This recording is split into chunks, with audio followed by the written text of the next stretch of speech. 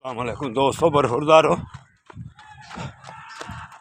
पिछले टाइम असर के बाद जॉगिंग, तो सुबह वॉक तो वर्जिश, तो आप भी आएँ। ये जफ़र बेटा मेरे साथ आ गया हुआ है। तो ये एक नया बरखुरदार। आपका नाम क्या? सुबह जी आते हैं खालिद साहब, जिंदाबाद।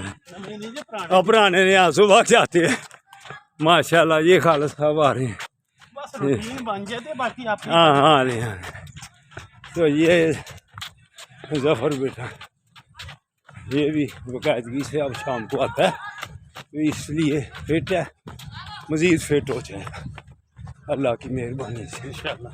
तो अगर आपने भी फिट होना है, स्मार्ट रहना है, तो फिर आपको भी थोड़ी सी करना ही पड़ना है। अल्लाह आपको सबको सेहतमंद रखे।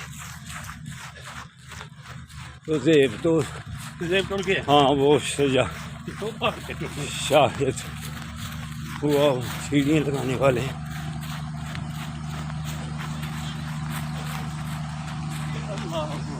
अल्लाह लो जी, अल्लाह हाफिज़, अल्लाह हाफिज़।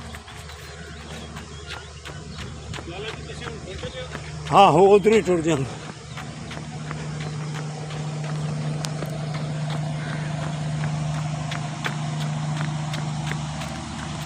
अल्लाह हाफिज़, अल्लाह।